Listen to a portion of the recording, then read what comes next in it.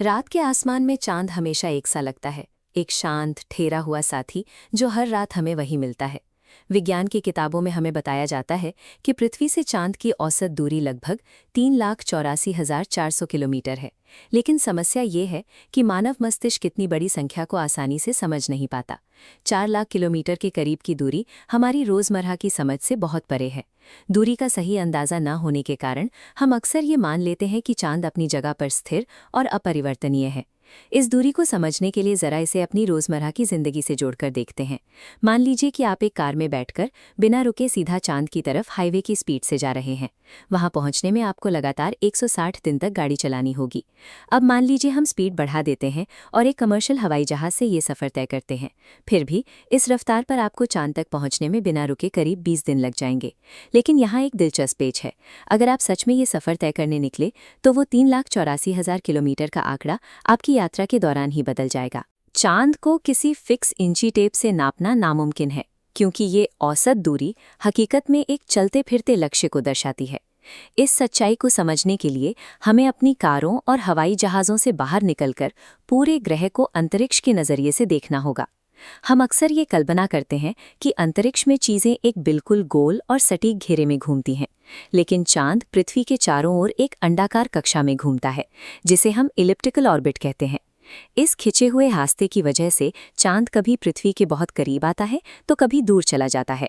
कक्षा का ये नियम तय करता है कि चांद और पृथ्वी के बीच की दूरी हर पल बदलती रहे। जब चांद इस अंडाकार रास्ते पर पृथ्वी से अपने सबसे दूर वाले बिंदु पर होता है तो उसे एपोजी कहा जाता है। इस बिंदु पर फासला 4,05,000 किलोमीटर तक बढ़ जाता है। इसके विपरीत जब चांद घूमते हुए पृथ्वी के सबसे करीब पहुंचता है तो उसे पेरिजी कहते हैं। यहाँ चांद और हमारे बीच की दूरी घटकर सिर्फ 3,63,000 किलोमीटर रह जाती है। इन दोनों चरम सीमाओं के बीच 40,000 किलोमीटर से ज्यादा का अंतर है, जो लगभग पूरी पृथ्वी का एक चक्कर लगाने के बराबर है। पृथ्वी और चांद के बीच का ये फासला हर महीने हजारों किलोमीटर तक फैलता और सिकुड़ता रहता है। अब सवाल ये है कि अंतरिक्ष में चल रहा ये उतार चढ़ाव हमें ज़मीन से कैसा दिखाई देता है? इसका जवाब हमें तब मिलता है जब एक फुल मून अपनी पेरिजी वाली स्थिति यानी पृथ्वी के सबसे करीब होता है। तब हमें आसमान में एक विशाल और चमकता हुआ चांद दिखाई देता है, जिसे हम सुपर मून कहते हैं। चांद के भौतिक रूप से हमारे ग्रह के इतने करीब आ जाने पर ही वो हमें सामान्य से कहीं ज्यादा बड़ा और स्पष्ट दिखाई देता है। सुपर मून हमारे सिर के ऊपर हो रही इस अंडाकार परिक्रमा का सबसे बड़ा दृश्य प्रमाण है।